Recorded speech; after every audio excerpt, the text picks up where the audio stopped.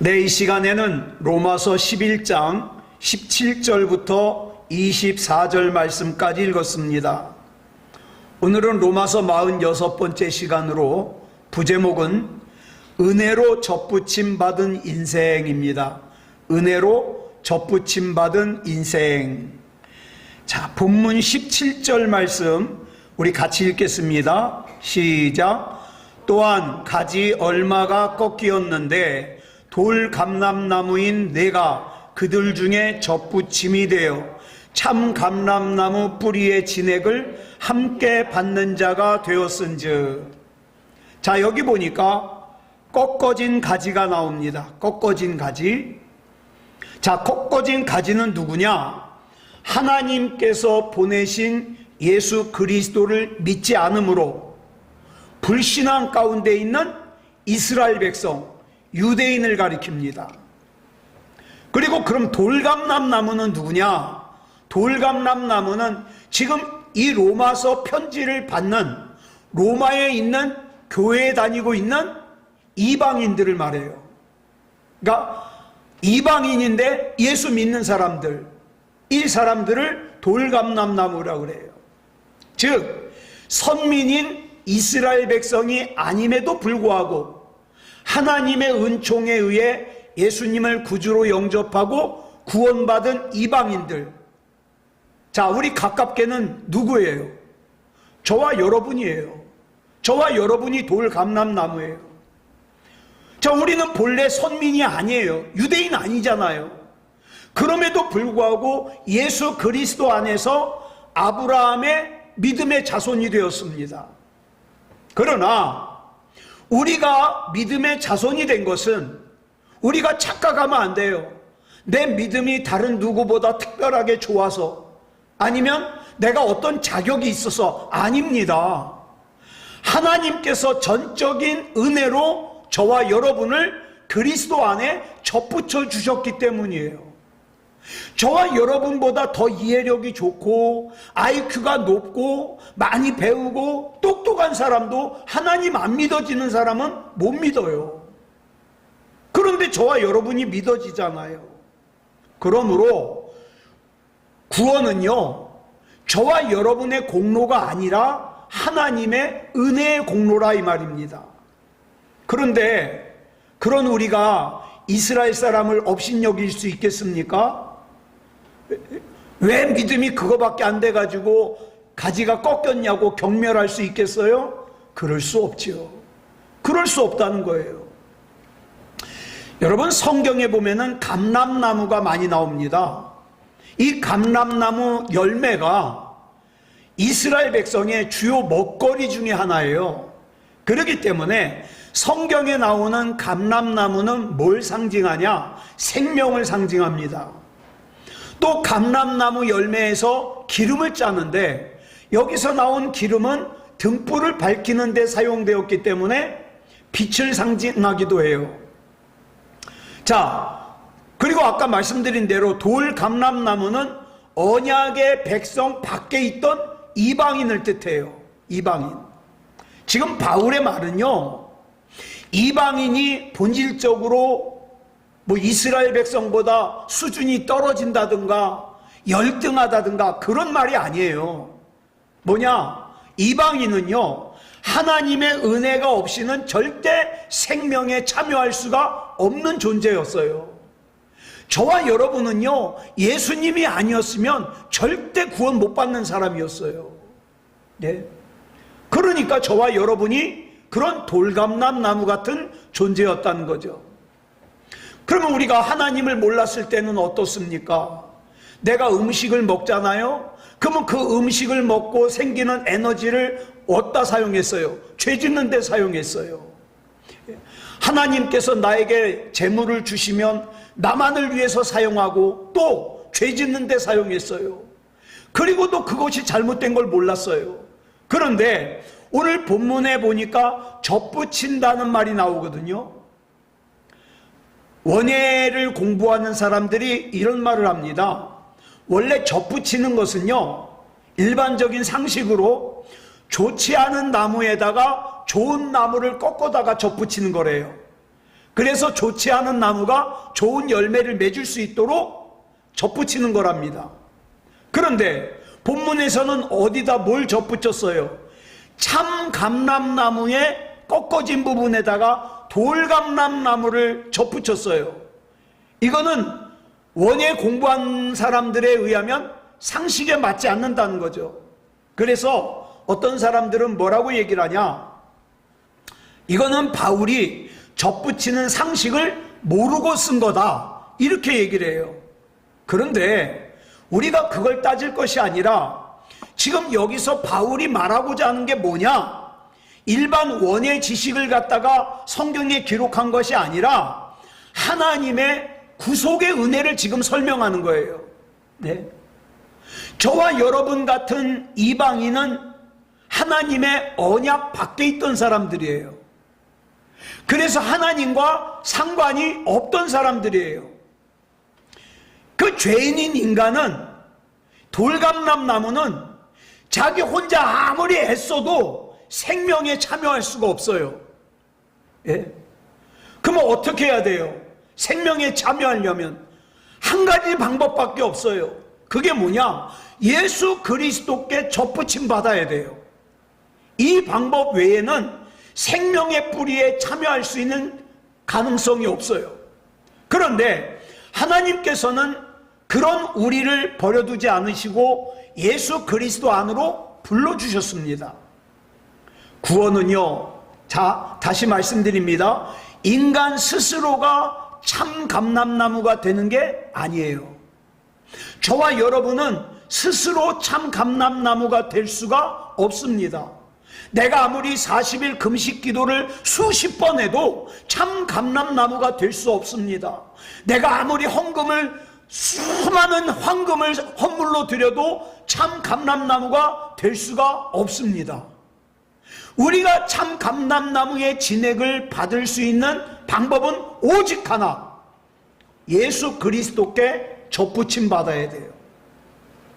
그래서 돌감람나무인 저와 여러분이 참 감람나무인 예수님께 접붙임을 받았어요. 그래가지고 참 감람나무의 뿌리로부터 올라오는 생명의 진액을 공급받게 됐습니다. 그래서 하나님이 믿어지는 거예요. 그래서 예배다운 예배를 드릴 수가 있는 거예요. 그런데 이 은혜는요, 한 번의 은혜로 끝나는 게 아니에요. 저와 여러분이 예수 그리스도 안에 있는 동안 우리는 계속해서 어때요? 생명의 공급을 받아요. 하나님 말씀을 읽으면 은혜롭게 느껴지고, 찬양을 들으면 은혜롭게 느껴지고. 왜? 지금 계속 생명의 공급을 받는 거예요.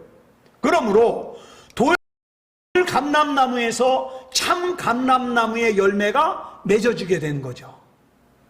여기서 중요한 것은, 자, 다시 한번 말씀드려요. 돌감람나무 자체가 변해서 참 감람나무 열매를 맺는 게 아니에요. 네. 참 감람나무에 접붙임을 받아서. 마찬가지로 성도의 변화는요, 내가 교회 다닌 지 수십 년이 돼서 그래서 변하는 게 아니에요. 저는 교회 오래 다녔는데 못 변하는 사람 많이 봤어요. 그래서 변하는 게 아니라 인간의 노력 이전에 예수 그리스도로부터 공급되는 생명의 역사가 있어야 됩니다.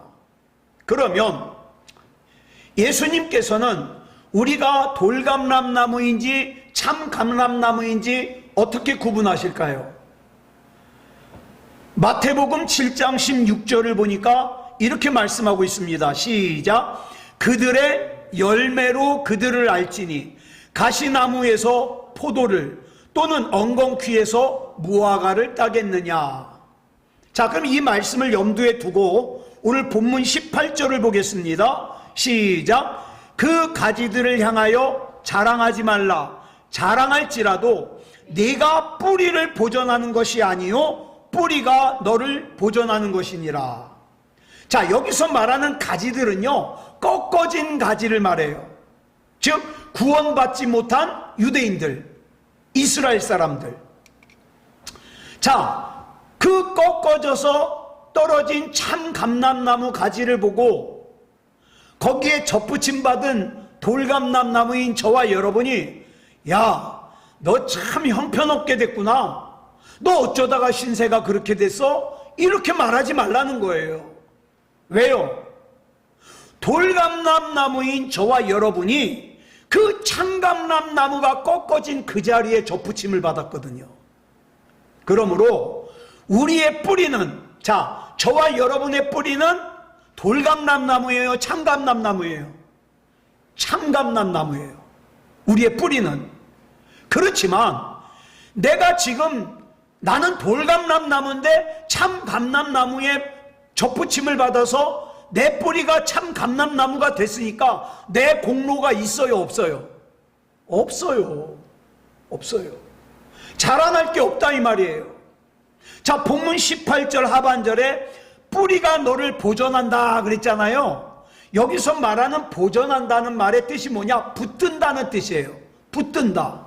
즉 돌감람나무인 내가 참감람나무에 접붙임을 받았는데 이것이 돌감람나무인 내가 참감람나무를 붙들어서 성장하고 참감람나무 열매를 맺는 게 아니라 참감람나무의 뿌리가 돌감람나무인 나를 붙들어서 성장해서 참감람나무 열매를 맺게 해준다 이 말이에요. 그러므로 내가 자랑할 것은 아무것도 없다. 아, 나는 이해를 잘해. 그래서 나는 하나님이 믿어져. 아니요. 내가 이해를 잘해서가 아니라 하나님의 은혜예요. 하나님의 은혜. 만일 하나님께서 우리를 붙들어 주시지 않는다면 우리는요, 한순간도 믿음 위에 설 수가 없어요. 자, 그러므로 구원받은 성도의 가장 큰 특징이 뭐냐? 자랑이 아니에요. 저와 여러분이 만약에 뭘 자랑하고 싶으면 그거 자랑하지 말고 하나님께 감사하세요. 그리스도인의 특징은 자랑이 아니라 감사합니다. 자, 이걸 알고 나면 뭘 깨달을 수 있는가? 본문 19절 보겠습니다. 시작. 그러면 네 말이 가지들이 꺾인 것은 나로 접붙임을 받게 하려 함이라 하리니. 자, 여기까지의 설명을 딱 듣고 나니까 아, 그러면 돌감람나무인 나를 접붙여 주시려고 하나님께서 참감람나무 가지를 갖다가 꺾었나? 이렇게 생각할 수가 있다 이 말이죠. 아니에요. 그렇지 아니에요. 물론 하나님께서 이스라엘의 넘어짐을 사용해서 이방인인 저와 여러분에게 구원의 문을 열어주셨습니다. 그러나 그 꺾인 참감람나무가 꺾인 이유는 돌감람나무인 저와 여러분을 접붙여 주시기 위해서가 아니라 그들 스스로 불신앙했기 때문에. 그러면 돌감람나무인 우리는 어쩌다 서게 됐어요? 하나님의 은혜로. 하나님이 믿어지니까, 예수님을 구주로 영접했으니까 접붙임 받았다 이 말이에요. 자, 여기서 참감람나무는 하나님께서 세우신 언약의 백성이에요. 그리고 그 뿌리를 거슬러 올라가면 아브라함에게 하나님께서 주신 언약과 그 언약을 성취하신 예수 그리스도까지 갑니다. 따라서 자칫 잘못하면 이런 오해를 할 수가 있어요. 하나님께는 두 개의 백성이 있는데 하나는 참감람나무인 백성이 있고 또 하나는 돌감람나무였다가 참감람나무에 접붙임 받은 백성이 있다. 이렇게 생각하기가 쉽잖아요. 그러나 성경은 그렇게 얘기하지 않아요. 하나다 이 말이에요. 하나의 백성이다. 그러므로 예수 그리스도를 떠나서는 누구도 생명을 얻을 수가 없어요. 우리는 형편없는 돌감람나무였는데 예수 그리스도라는 참감람나무에서 이스라엘이 떨어져 나간 자리에 접붙임을 받음으로써 비로소 생명의 열매를 맺는 그리스도인이 되었습니다. 그런데 문제가 있어요. 또다시 꺾어져 나가는 돌감람나무들이 있다 이 말이에요.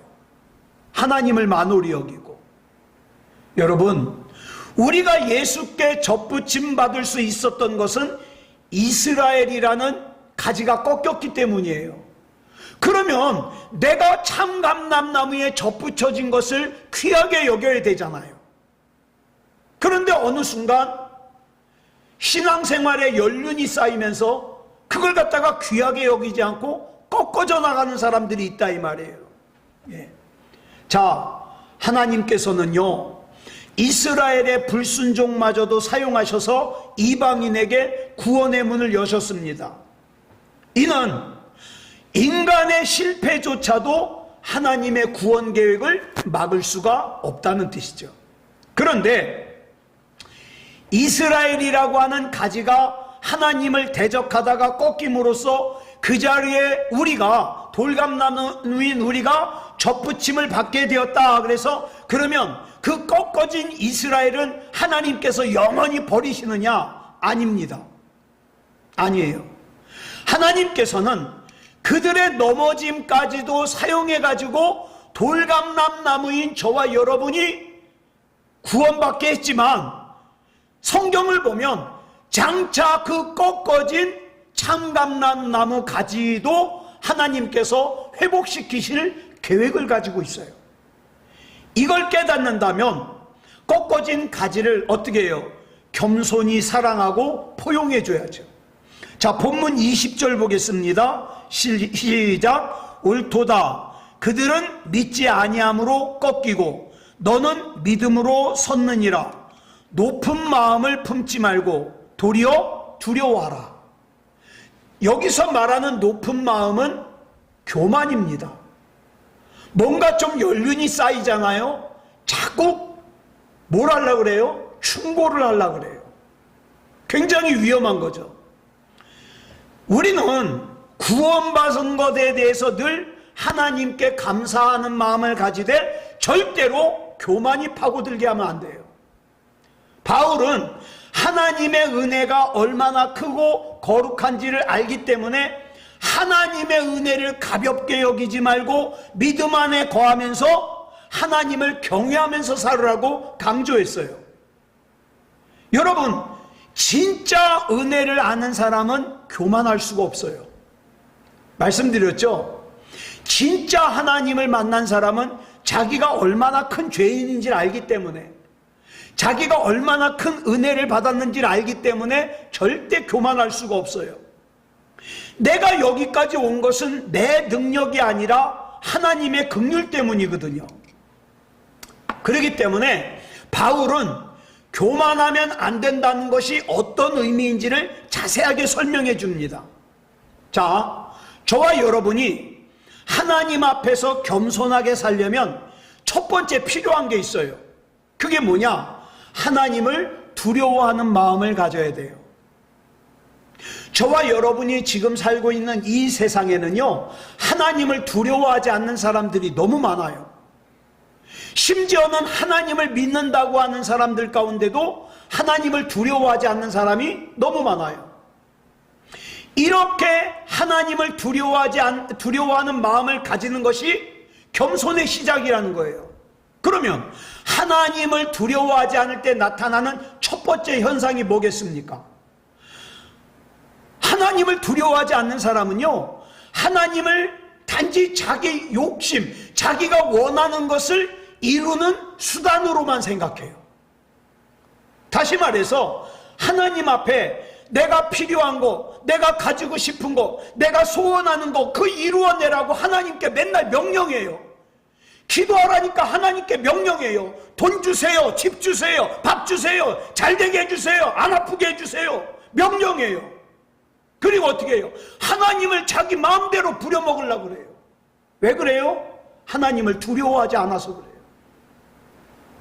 그래서 고린도후서 7장 1절을 보면 이렇게 말씀하고 있습니다. 시작. 그런즉 사랑하는 자들아, 이 약속을 가진 우리는 하나님을 두려워하는 가운데서 거룩함을 온전히 이루어 육과 영의 온갖 더러운 것에서 자신을 깨끗하게 하자, 이렇게 권면하고 있습니다. 여러분, 우리가 하나님 앞에서 겸손하게 살아야 돼요. 거룩하게 살아야 돼요. 그러면 어떤 마음을 가져야 될까요? 첫째, 하나님을 두려워하는 마음을 가져야 된다 그랬어요. 하나님을 두려워해야 하나님 앞에서 거룩하게 살 수 있고 겸손하게 살 수 있어요. 그리고 성경은 이렇게 하나님을 경외하는 것을 지혜의 근본이라고 말씀하고 있습니다. 하나님을 경외하는 사람만이 죄를 멀리할 수 있어요. 그리고 하나님을 경외하는 사람만이 하나님과 바른 관계를 가지고 살 수 있습니다. 그런데 그러면 하나님을 두려워하기만 하면 신앙생활 끝이냐? 아니요. 이거 가지고는 부족해요. 하나님의 심판이 두려워서 벌받을까 봐 하나님을 믿는 믿음은요, 소극적일 수밖에 없어요. 아, 예배 빠지면 벌받을 거야, 뭐 하면 벌받을 거야. 소극적이죠. 믿음이 자라질 않죠. 자, 그러면 어떻게 해야 될까? 본문 22절 보겠습니다. 시작. 그러므로 하나님의 인자하심과 준엄하심을 보라. 넘어지는 자들에게는 준엄하심이 있으니 너희가 만일 하나님의 인자하심에 머물러 있으면 그 인자가 너희에게 있으리라. 그렇지 않으면 너도 찍히는 바 되리라. 자, 여기서 말하는 넘어지는 자들이 어떤 사람들일까요? 믿음이 없이 겉으로만 하나님을 예배하는 사람, 넘어지는 자들이에요. 넘어지는 자들, 형식적으로 예배하는 사람들. 하나님께서는요, 저와 여러분이 믿음을 가지기만 하면 끝까지 붙들어 주십니다. 그런데 믿음이 없이 형식적으로만 신앙생활을 하면 여지없이 넘어져 버리는 거예요. 그러므로 성도는 자기 의지를 신뢰하는 사람이 아니에요. 나는 결심하면 결심하는 대로 살 수 있어. 자기 결심을 신뢰하는 사람이 아니에요. 뭘 신뢰하는 사람이에요? 나를 끝까지 붙들어 주시는 하나님을 신뢰하는 사람이에요. 그래서 믿음다운 믿음을 가지면 넘어지지 않습니다. 여러분, 하나님의 심판이 왜 있습니까? 하나님께서 저와 여러분을 사랑하시기 때문에 저와 여러분을 바로 세우려고 있는 거예요. 바로 세우려고.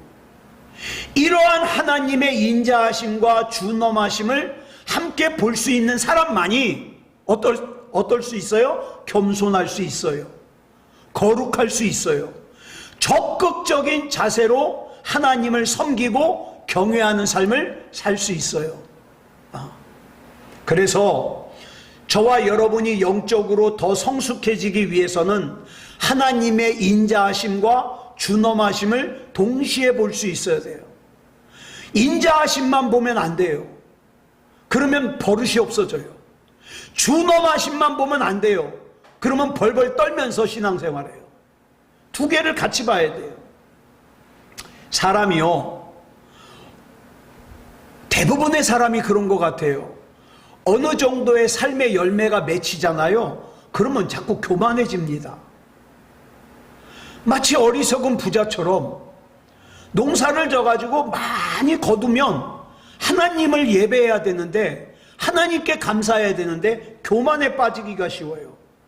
마치 그 열매를 내가 잘나서, 내가 잘해서 거둔 것처럼 생각합니다. 이때 우리는 하나님의 준엄하심을 볼 수 있어야 돼요. 여기서 준엄이라는 단어가 무슨 뜻이냐? 매우 엄격하다는 뜻이에요. 사람이요, 자기 자신에게는 굉장히 관대합니다. 다른 사람이 잘못한 것에 대해서는 굉장히 엄격한데 자기의 잘못에 대해서는 굉장히 너그러워요. 그러면 안 돼요. 엄격해야 돼요. 결국 하나님의 인자하심과 준엄하심을 함께 볼 수 있는 사람이 겸손할 수 있죠.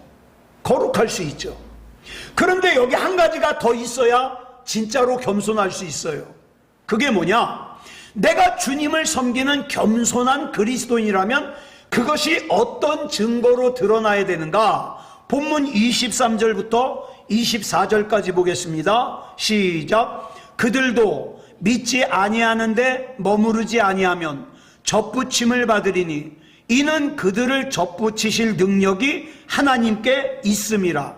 내가 원 돌감람나무에서 찍힘을 받고 본성을 거슬러 좋은 감람나무에 접붙임을 받았으니 원 가지인 이 사람들이야 얼마나 더 자기 감람나무에 접붙이심을 받으랴. 자, 여기 나오는 그들이 꺾어진 이스라엘이에요. 예수님을 거부하고 꺾어진 가지들이 돌이켜가지고 예수님을 믿게 되면, 자, 돌감람나무인 너희들도 이렇게 참감람나무에 접붙임 받아서 참감람나무의 열매를 맺는데, 원래 참감람나무에 붙어있던 참감람나무 가지는 얼마나 더 잘 붙겠냐, 이 말이에요. 이 말이에요. 그리고 원래부터 참감람나무에 붙어있던 참감람나무 가지들이 참감람나무에 다시 접붙임을 받으면 잘 붙을 뿐만 아니라 열매도 잘 맺겠죠.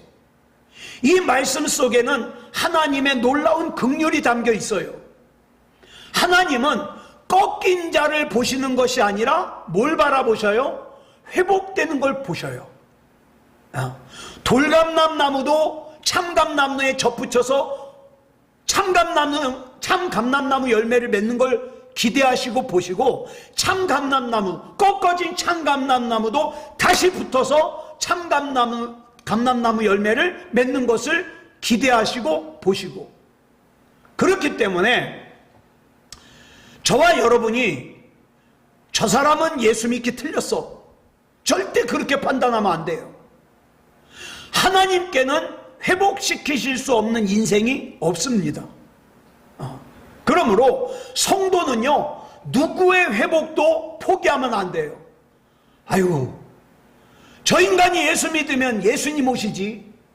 아니요, 그런 말도 하면 안 돼요.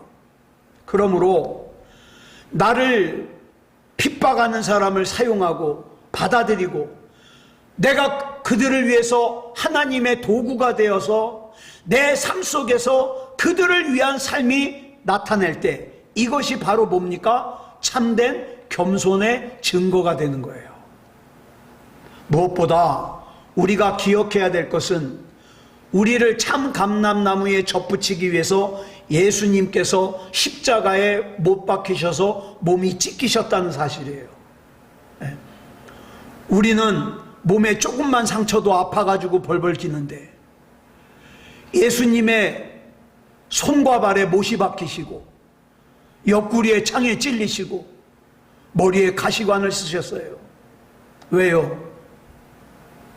원래 돌감람나무이기 때문에 구원과 상관없는 저와 여러분을 참 감람나무에 접붙여 주시기 위해서.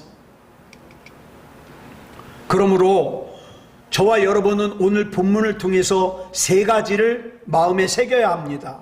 첫째는 접붙임의 중요성을 잊어서는 안 돼요. 무엇보다 우리는 지금도 예수 그리스도께 접붙인 은혜 가운데 살아가고 있다는 사실을 잊으면 안 됩니다. 신앙생활은요, 한번 접붙여지고 끝나는 게 아니에요. 그건 시작이에요. 그럼 뭡니까? 접붙여졌으면 뿌리로부터 올라오는 양분을 갖다가, 진액을 갖다가 공급받으면서 살아야죠. 하나님의 마음을, 하나님의 사랑을, 하나님의 은혜를. 그래서 신앙생활이 뭐냐? 날마다 그리스도께 접붙어 있는 삶이에요. 예? 가지가 나무를 떠나서는 살 수 없듯이 저와 여러분 역시 예수 그리스도를 떠나서는 살 수가 없어요. 중요한 것은 어디에 접붙임을 받느냐예요. 어디에? 예. 어디에 접붙임을 받느냐에 따라서 내 인생의 결과가 달라져요. 예. 가지가 나무를 떠나서 살 수 없듯이 성도도 예수 그리스도를 떠나서 살 수가 없는데, 그렇기 때문에 저와 여러분은 날마다 말씀과 기도로 그리스도 안에 거해야 돼요. 지금 이 말씀이 나에게 뭐라고 말씀하고 있는가? 묵상하고 기도하고 붙들고, 내가 정말 그리스도께 접붙여진 은총 가운데 있다면 주님께서 때마다 주시는 은혜의 양분, 말씀의 양분, 진리의 양분을 받아들일 수 있어야 돼요. 그런데 많은 사람들이 일상생활 가운데서 그 양분을 받아들이는 걸 거부해요. 아니, 생각조차 안 해요. 사랑하는 여러분, 예수 그리스도께 꼭 붙어서 양분을 받아야 돼요. 또 하나 중요한 게 있어요. 내가 예수님께 접붙어 있는 것도 중요하지만 누군가 나에게 올바로 접붙여 있게 하는 것도 중요해요. 누군가가 나도 모르는 사이에 나 때문에 상처를 받고 실족하고 있다면 이건 하나님 앞에서 굉장히 큰일이거든요. 이 문제도 우리가 돌아봐야 돼요. 그 다음 둘째로, 오늘의 내가 있기까지 수많은 사람들의 희생이 있었다는 사실을 잊어버리면 안 돼요.